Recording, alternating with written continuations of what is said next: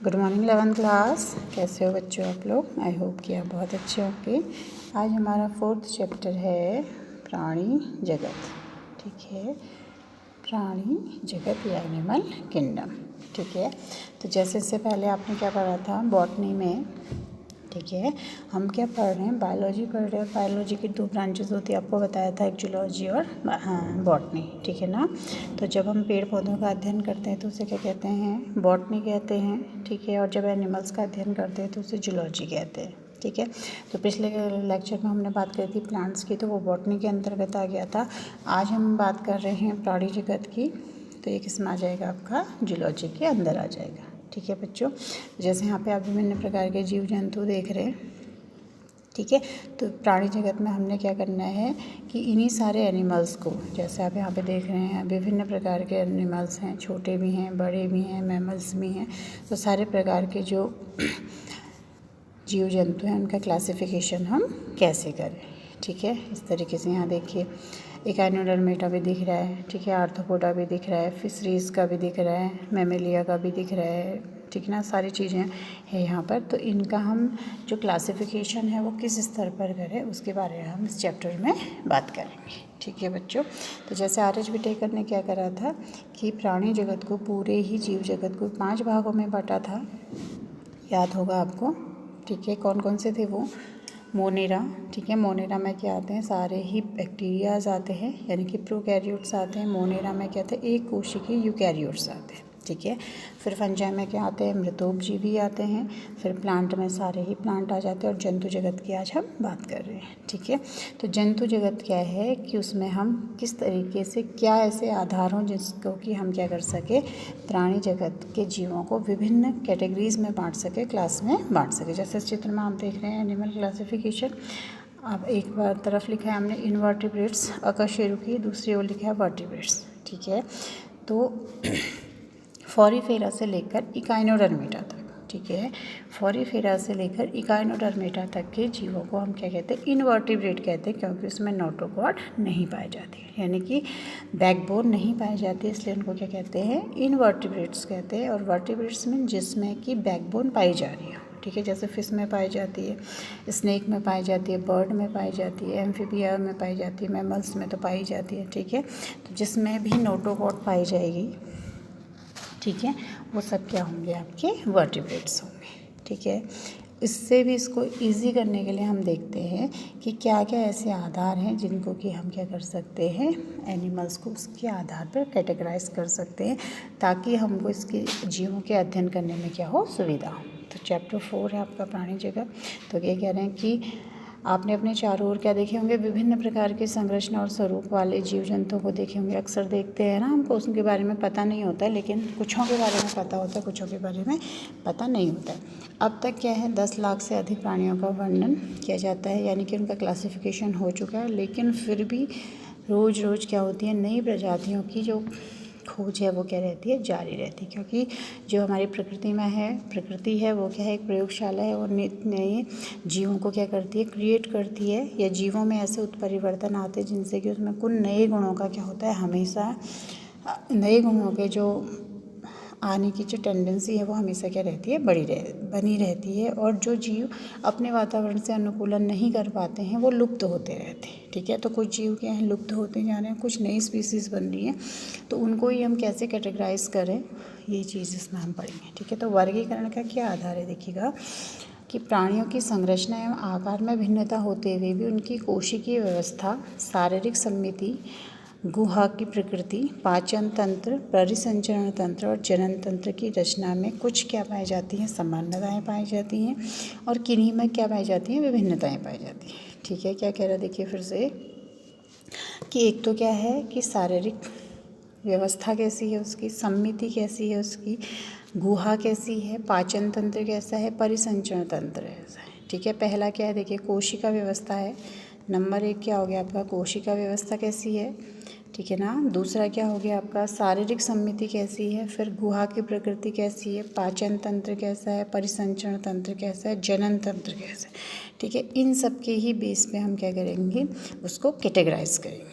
ठीक है। वैसे तो आप जानते ही हैं कि जो एनिमल्स होते हैं वो कैसे होते हैं, जैसे कुत्ते का आकार है तो उसे हम कुत्ता कहते हैं, बिल्ली तो नहीं कहते हैं, ठीक है। या शेर है तो उसको डॉगी तो नहीं बोलेंगे। तो ऐसे बाहर की संरचना के अकॉर्डिंग तो हम उनको जानते हैं, लेकिन उनकी आंतरिक संरचना पर क्या ऐसी विभिन्नताएं पाई जाती हैं कि उनके बेसिस पे भी हम उनको कैटेगराइज कर सकें। इससे पहले आपने प्राणी जगत classification of animal kingdom 9th में पढ़ा हुआ है, ठीक है ना। तो वहाँ पर हम क्या देख रहे थे, कुछ जनरल कैरेक्टर्स को देख रहे थे, लेकिन 11th में हम क्या करेंगे, थोड़ा सा इसमें हम उसकी आंतरिक संरचना के बेसिस पर इनको क्या करेंगे, कैटेगराइज करेंगे, ठीक है। तो पहला है इसमें संगठन का स्तर, ठीक है। संगठन का स्तर क्या हुआ, देखिए जैसे हमने शुरू में कहा कि जो जीव होते हैं वो प्रोकैरियोट्स होते हैं, यानी कि केंद्र कला के अंदर नहीं पाया जाता है, ठीक है ना। तो वो क्या होगी, प्रोकैरियोटिक, जिसमें केंद्रक झिल्ली पाई जाएगी और ऑर्गेनेल्स पाए जाएंगे, कोशिकांग आ जाएंगे, वो क्या हो गया, यूकैरियोट हो गया।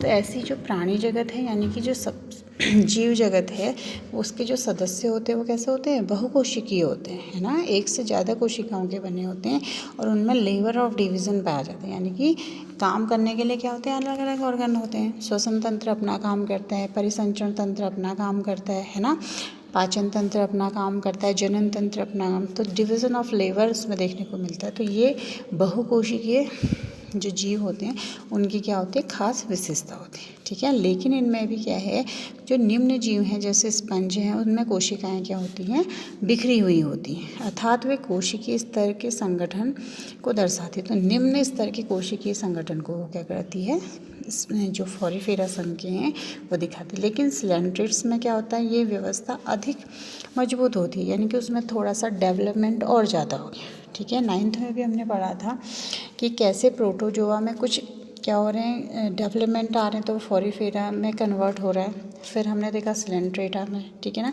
फिर प्लेटिहेलमिन्थेस, मतलब कि एक के बाद एक ग्रुप में क्या हो रहा है, कुछ ना कुछ ऐसे करेक्टर हैं जो उसको क्या कर रहे हैं, इवॉल्व कर रहे हैं और ज़्यादा डेवलप कर रहे हैं और उसको वातावरण में रहने के अनुकूल कर रहे हैं, ठीक है। तो ये क्या दिखाता है, आपका जैव विकास को भी दिखाता है कि किस तरीके से एक कोशिकीय जीवों से बहुकोशिकीय जीवों का क्या हुआ है, विकास हुआ है, ठीक है। तो पहले क्या था कि जो अमीबा थी उसके अंदर क्या था, एक ही कोशिकी था, उससे वो भोजन ग्रहण भी करता था, उत्सर्जन भी करता था, कोई लेबर ऑफ डिवीज़न नहीं था। फिर फॉरीफेरा में क्या हुआ, द्विकोशिकी हो गया वो, ठीक है। इस तरीके से सिलेंट्रेमा त्रिकोशिकी हो गया। तो सेल ऑफ लेबर धीरे धीरे क्या हो रहा है, डेवलप हो रहा है, जिससे कि जो प्राणी है उसको अपने को सर्वाइव करने में क्या मिल रही है, हेल्प मिल रही है, ठीक है। आगे देखते हैं, इसमें कह रहा है इसलिए ऊतक स्तर का संगठन कहा गया है, यानी कि जब कोशिकाएं क्या होती हैं, आपने पढ़ा होगा, ऊतक किसको कहते हैं, कोशिकाओं का वह समूह जो कार्य, उत्पत्ति और संरचना में समान होता है उसको क्या कहते हैं, ऊतक कहते हैं, है ना। तो इनका जो स्तर है वो कैसा है, प्रोटोजोआ का वो कोशिकीय स्तर का है, ठीक है ना। और जो हमारा फॉरीफेरा है वो भी कोशिकीय स्तर का है, द्विकोशिकीय। लेकिन जो सिलेंट्रेट्स हैं वो कैसे हैं, आपके ऊतक स्तर का संगठन में पाया जा रहा है। तो पहली बार ऊतक का फॉर्मेशन कहाँ हुआ है बच्चों, सिलेंट्रेटा में हुआ है, ठीक है। इसी तरह के उच्च स्तर का जो संगठन है वो प्लेटिहेलमिन्थेस में भी पाया जा रहा है। और उसके बाद क्या हो रहा है, धीरे धीरे प्रत्येक अंग एक विशेष कार्य करने लगता है, ठीक है ना। तो हम जब भी क्या कर रहे हैं, हम धीरे धीरे डेवलप हो रहे हैं तो हमारी कार्य क्षमता भी बढ़ती है। वैसे ही तो क्या हो रहा है, शरीर में जब कार्य क्षमता बढ़ाने के लिए कोशिका ऊतक में कन्वर्ट हो जा रही है, फिर ऊतकों से क्या बनते हैं, अंग बनते हैं, ठीक है ना। फिर अंग तंत्र आपस में मिलकर क्या बनाते हैं, शरीर का निर्माण करते हैं। तो धीरे धीरे क्या हुआ है, एक कोशिकीय से द्विकोशिकीय, फिर बहुकोशिकीय और फिर वेल डेवलप्ड जीव जंतुओं का क्या हुआ है, हमारी पृथ्वी पर डेवलपमेंट हुए। तो फिर एनेलिडा, आर्थ्रोपोडा, मोलस्का, काइनोडर्मेटा और रज्जु की, मतलब हम सारे ही इसमें आ जाते हैं मैमल्स में। तो शारीरिक संगठन इस तरीके से उनका क्या हुआ है, बना हुआ है, ठीक है। तो फिर धीरे धीरे क्या है कि प्रत्येक जो तंत्र है वो विशिष्ट कार्य करने लगता है। जैसे हमने बताया ना, पाचन तंत्र क्या करता है, पाचन का कार्य करता है, जो भी हम खाते हैं। जनन तंत्र जनन से रिलेटेड करेगा। श्वसन तंत्र क्या करेगा, श्वसन से रिलेटेड कार्य को दर्शाएगा। तो यानी कि पहले क्या थी, कोशिका थी, ठीक है, कोशिका थी, कोशिका से क्या बना, ऊतक बना। बहुत सारी कोशिकाएं जब मिलती हैं तो ऊतक बनती है, जब बहुत सारे ऊतक मिलते हैं तो क्या बनते हैं, अंग बनते हैं। फिर अंग मिलकर क्या बनाते हैं, अंग तंत्र बनाते हैं, ठीक है ना। और अंग तंत्र मिलकर फिर क्या बनाते हैं, किसी भी जीव का शरीर बनाते हैं। तो ऐसे ही जीव को हम क्या कह रहे हैं, बहुकोशिकीय जीव कह रहे हैं। और ये किसकी विशेषता है, प्राणी जगत की जो मुख्य विशेषता है वो क्या है, उसका बहुकोशिकीय शरीर है, ठीक है। तो निम्न स्तर में क्या होता है, कोशिकीय शरीर कोशिकीय स्तर का हो सकता है, ठीक है। सिलेंट्रेटा के जो है पहला जो संघ है सिलेंट्रेटा, उसमें क्या हुआ है, ऊतकों का निर्माण। उससे पहले जो फॉरीफेरा है उसमें क्या है, कोशिकीय स्तर के संगठन देखने को मिलता है, ठीक है। और उसके बाद जो एनीलिडा आर्थ्रोपोडा है उसमें पूरा अंग तंत्र क्या होते हैं, धीरे धीरे डेवलप होने लगते हैं। और कॉर्डेटा आने तक सारे ही अंग क्या हो जाते हैं, विकसित हो जाते हैं, ठीक है। फिर जो अगला आधार है वो क्या है आपका, ठीक, कि जो पाचन तंत्र है वो किसी में क्या हो रहा है, अपूर्ण हो रहा है, ठीक है। और किसी में क्या हो रहा है, पूर्ण हो रहा है, ठीक है। तो अपूर्ण क्या है, जैसे प्लेटिहेल्मिन्थेस में है, प्लेटिहेल्मिन्थेस के जितने भी जीव होते हैं वो परजीवी होते हैं, जीवों के शरीर में पाए जाते हैं, तो इसलिए उसमें पाचन तंत्र की उतनी आवश्यकता नहीं है, तो इसलिए उसमें अपूर्ण होता है। लेकिन अन्य जो है उनमें कैसा होता है, पूर्ण पाचन तंत्र पाया जाता है, मुख और गुदा पाई जाती है। और परिसंचरण के आधार पर हम देखें तो क्या होता है, परिसंचरण के आधार पर दो प्रकार का परिसंचरण हो सकता है, एक तो खुला, दूसरा बंद। तो खुले में क्या होता है, रक्त क्या होता है, हृदय से सीधे बाहर भेजा जाता है और कोशिका और ऊतक इसमें डूबे रहते हैं, ठीक है, जैसे आर्थ्रोपोडा में, ठीक।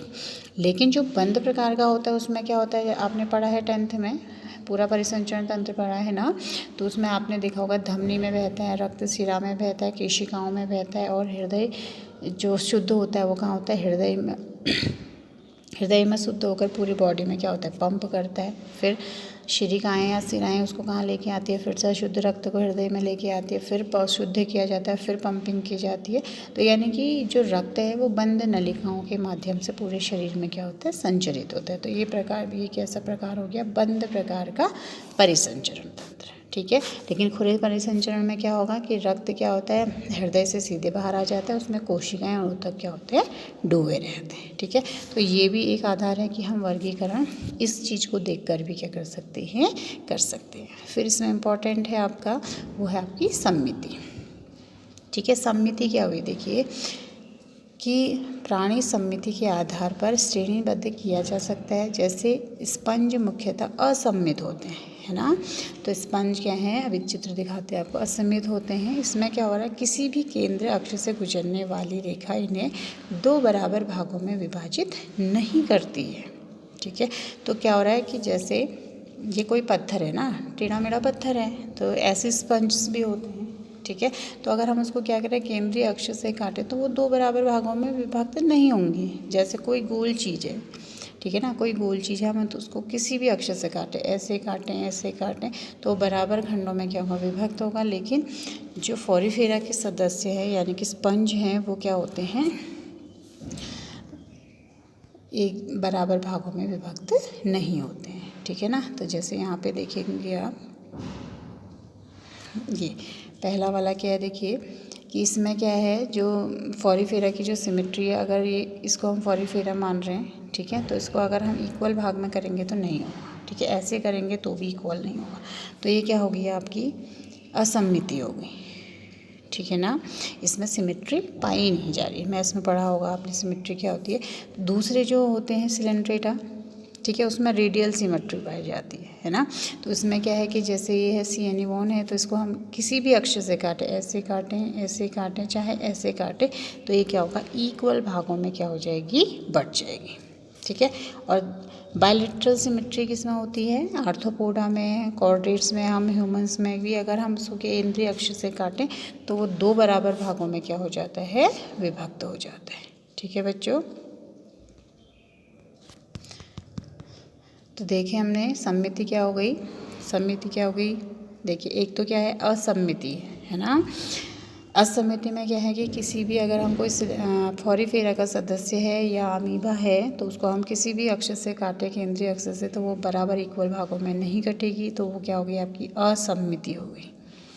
क्या होगी, असम्मिति होगी। दूसरा क्या है, अरीय सम्मिति, ठीक है। अरीय सम्मिति क्या है, अरीय सम्मिति में क्या हो गया, देखिए जब केंद्रीय अक्ष से गुजरने वाली रेखा प्राणी के शरीर को दो समरूप भागों में विभाजित करती है, तो इसे हम क्या कहते हैं, अरीय सममिति कहते हैं। जैसे सिलेंट्रेटा, टीनोफोरा, इकाइनोडर्मेटा। ठीक है, तो जैसे यहाँ पे देख रहे हैं आपको, इसको ऐसे काटें चाहे ऐसे काटें, ऐसे काटें, तो ये क्या होगा, जो भी सिलेंट्रेटा के सदस्य होंगे, चाहे वो टीनोफोर होंगे, चाहे वो इकाइनोडर्मेटा होंगे के सदस्य होंगे, उनमें कैसी पाई जाएगी, अरीय सममिति पाई जाएगी। पहली क्या है, असममिति है। ठीक है, पहली क्या है आपकी, असममिति है, जिसमें किसी प्रकार की सममिति नहीं पाई जाती, यानी कि फॉरिफेरा। दूसरे क्या है आपके, अरीय सममिति। ठीक है, अरीय सममिति में क्या हो गया आपका, सिलेंट्रेटा हो गया। ठीक है, कि किसी भी अक्ष से उसे काटो तो वो क्या होगा, इक्वल भागों में ही कटेगा। लास्ट क्या है, द्विपार्श्व सममिति। ठीक है, द्विपार्श्व सममिति में क्या होगा, द्विपार्श्व सममिति यानी कि द्विभागों में वो क्या हो जाएगा, कन्वर्ट हो जाएगा, है ना। जैसे कि क्या है, आर्थ्रोपोडा का कोई सदस्य है, देखिए यहाँ से हमने इसको काटा तो क्या हो गया, आधा हिस्सा इसका ये दिख रहा है। अगर हम अपने आप को भी देखें, अगर हम क्या करें, सिर से एक रेखा बीचों बीच में खींच लें तो क्या होगा, एक हाथ एक पैर, आधा हिस्सा हमारा इस साइड हो जाएगा, आधा हिस्सा इस साइड हो जाएगा। तो जहाँ पर क्या हो रहा है कि हम अगर केंद्र से एक लाइन खींच रहे हैं तो वहाँ पे दो इक्वल भागों में, यानी कि दायां और बायां भाग जो होगा वो कैसा हो जाएगा, आपका इक्वल हो जाएगा। तो उसको हम क्या कहते हैं, द्विपार्श्व सममिति कहते हैं। समझ रहे हैं बात को। एक तो क्या हो गया आपका अरीय असममिति, जिसमें किसी प्रकार की सममिति पाई ही नहीं जा रही है। जैसे ये अमीबा है, कोई स्ट्रक्चर नहीं है ना उसका पर्टिकुलर। अगर और क्या है कि ये फॉरीफेरा है, ठीक है, तो इस तरीके से है, थैले के आकार का है या किस पत्थर के आकार का, किसी भी अक्ष से हम इसे काटें तो इक्वल भागों में बांटा नहीं जा सकता है। तो ये क्या हो गया आपका अरीय सममिति। जब हम क्या कह रहे हैं कि उसको हम किसी भी अक्ष से काट रहे हैं वो इक्वल भागों में बढ़ जा रहे हैं, यानी कि सिलेंट्रेटा, टीनोफोरा और इकाइनोडर्मेटा में। तो ऐसी सममिति को हम क्या कहेंगे, अरीय सममिति। क्या कहेंगे बच्चों, अरीय सममिति। ठीक है, फिर हम किसकी बात कर रहे हैं, द्विपार्श्व सममिति की बात कर रहे हैं, यानी कि जब शरीर दो भागों में, इक्वल भागों में बांटा जा सके तो उसको हम क्या कहते हैं। जैसे इसमें है, आर्थ्रोपोडा में है, चाहे ह्यूमंस में है, ठीक है ना, और चाहे इसके बाद के जितने भी संघ हैं आर्थ्रोपोडा के, उसमें इकाइनोडर्मेटा को अगर छोड़ दें तो सब में क्या पाई जाएगी, द्विपार्श्व सममिति पाई जाती है। ठीक है, तो पहला हमने क्या देखा था कि बंद प्रकार का या खुले प्रकार का, ठीक है ना। फिर हमने देखा सममिति के आधार पर। अब हम देख रहे हैं द्विकोरकी है या त्रिकोरकी है, ठीक है ना। तो जैसे क्या हो रहा है कि कोई भी जीव का जो शरीर होता है वो 3 स्तरों से मिलकर बना होता है, ठीक है। पहला क्या है, बाह्य त्वचा, अंतः त्वचा। देखिए बाह्य त्वचा सबसे बाहर की, अंतः त्वचा सबसे अंदर की और बीच की भी होगी। जैसे ये है, देखिए सबसे पहले क्या होगी, बाह्य त्वचा, ठीक है। फिर हम कह रहे हैं सबसे अंदर की क्या होगी, अंतः त्वचा, और ये जो रेस्ट बीच में बन गया इसको हम क्या बोलेंगे, मध्य त्वचा बोलेंगे, है ना।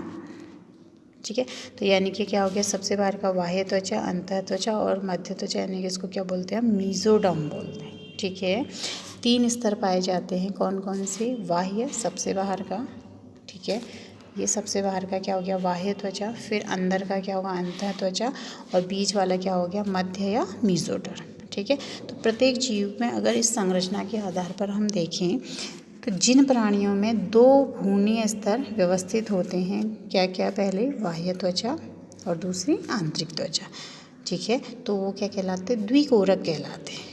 ठीक है, जिनमें 2 प्रकार की पाई जाएगी, एक तो क्या है, बाह्य त्वचा पाएगी, दूसरी क्या पाई जाएगी, आंतरिक।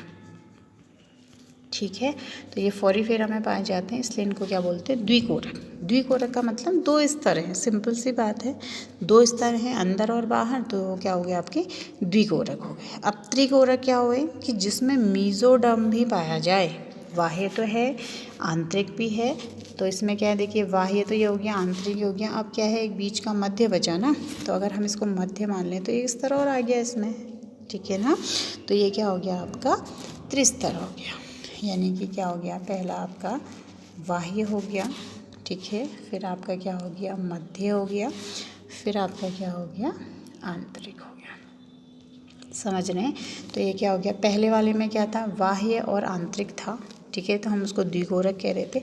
जिनमें बाह्य त्वचा ठीक है। बाह्य स्तर, मध्य स्तर और आंतरिक होगा तो उसको हम क्या बोलेंगे? त्रिकोरक बोलेंगे। ठीक है, उसको हम क्या बोलेंगे? त्रिकोरक बोलेंगे। ठीक है, तो जो प्लेटिहेल्मिन्थेज है, ठीक है, जो फोरिफेरस संघ है वहाँ पर तक के तो जो प्राणी होते हैं वो द्विकोरक होते हैं। प्रोटोजोआ में अगर अमीबा की हम बात करें तो वो क्या होते हैं? एक कोशिकीय होते हैं, तो एक कोरक हो गए, है ना। द्विकोरक फोरिफेरा हो गया, और तृतीय में क्या आ गया आपका? प्लेटिहेल्मिन्थेज क्या से होते हैं? त्रिकोरकीय होते हैं।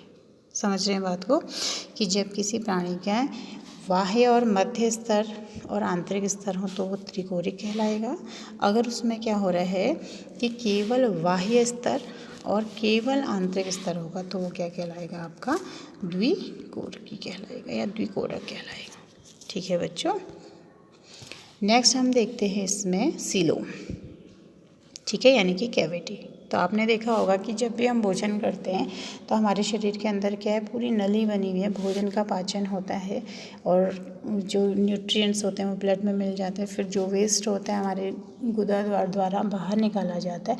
तो यानी कि मुंह से एक नली लगी हुई है और जो पूरे पीछे गुदा तक क्या हुई है? फैली हुई है। तो ऐसी जब गुदा किसी के शरीर में पाई जाती है तो उसको क्या बोलेंगे? वास्तविक सीलोम, यानी कि वास्तविक गुहा बोलेंगे। ठीक है, और जिसमें ये गुहा नहीं पाई जाएगी तो उनको क्या बोलेंगे? अगुही प्राणी बोलेंगे। और किसी में ये क्या होती है?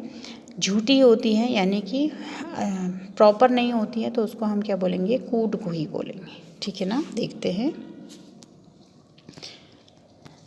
शरीर भित्ति तथा आकार नाल के बीच गुहा उपस्थित अथवा अनुपस्थित हो सकती है। ठीक है ना, और वो ही वर्गीकरण का आधार भी हो सकता है।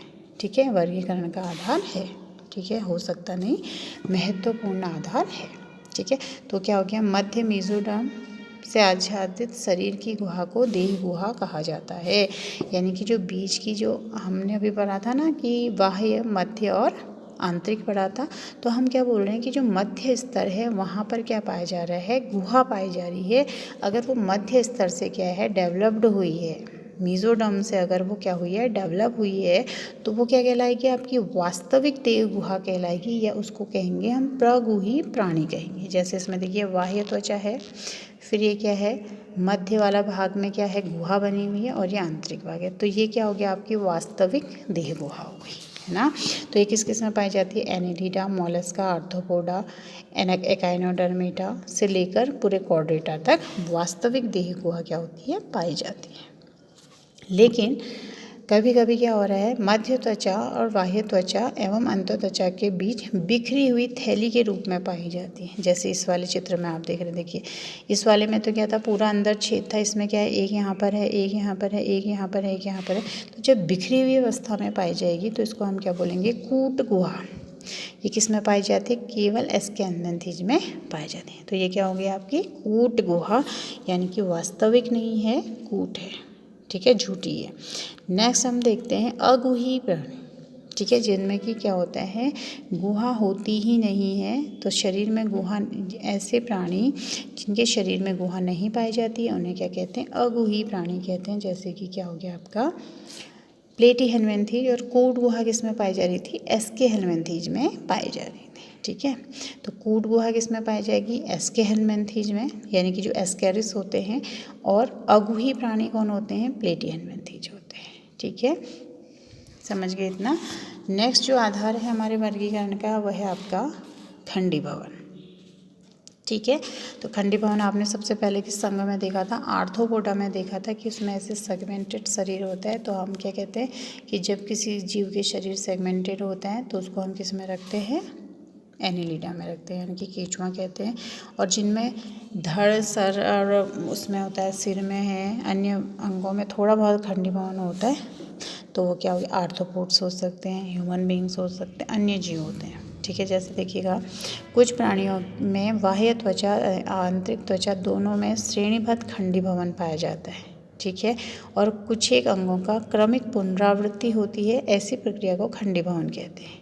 ठीक है, उदाहरण के लिए केंचुए का शरीर विखंडीभवन होता है, विखंडावस्था कहलाती है। तो बार बार क्या हो रहा है? एक ही चीज़ बार बार रिपीट हो रही है, तो उसको हम क्या कहेंगे? खंडीभवन पाएंगे। ठीक है, नेक्स्ट है इसमें पृष्ठरज्जु, यानी कि नोटोकॉर्ड। ठीक है, जो आप अगर आप अपनी पीठ में हाथ लगाएंगे तो मोटी सी रस्सी के समान संरचना दिखाई देती है, उसको ही हम क्या कहते हैं, नोटोकॉट कहते हैं। ठीक है, पृष्ठरज्जु कहते हैं। तो सलाकार रूपी पृष्ठरज्जु या नोटोकॉट मध्य त्वचा से क्या होती है, मेसोडर्म से। अब तो आप लेयर समझ गए होंगे।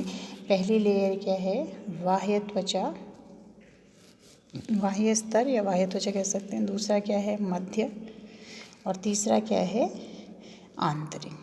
तो क्या हो गया कि ये भी किससे डेवलप हो रही है, मध्य से डेवलप हो रही है। ठीक है, मध्य त्वचा मेसोडर्म से उत्पन्न होती है, जो भ्रूणीय परिवर्धन विकास के समय पृष्ठ सतह में बनती है। तो इसको क्या कहते हैं, रज्जुकी या पृष्ठरज्जु, पृष्ठरज्जु कहते हैं या नोटोकॉट कहते हैं। और ऐसे प्राणियों को, पृष्ठरज्जु युक्त प्राणियों को हम क्या कहते हैं, रज्जुकी कहते हैं।